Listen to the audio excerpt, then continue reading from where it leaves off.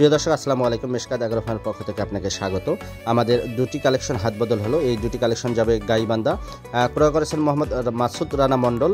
ওনার ঠিকানা হলো যে গ্রাম রঘুনাথপুর, ডাকঘর হলো যে রওশনবাগ, থানা জেলা হলো গাইবান্ধা।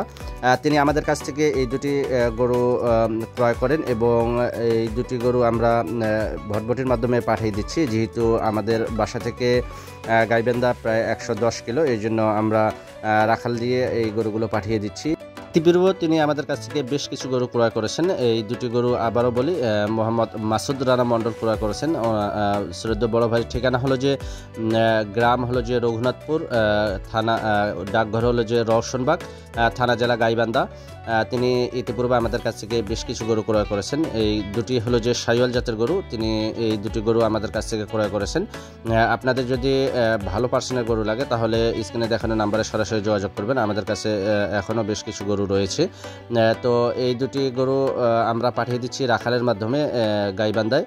এবং দুটি গরু দেখুন মার্শাল্লাহ বেশ ভালো পার্সেন্টের গরু, শাহিওয়াল জাতের গরু। এই দুটি তিনি 2025 এবং 26 সালের জন্য এখন থেকে কালেকশন করতেছেন।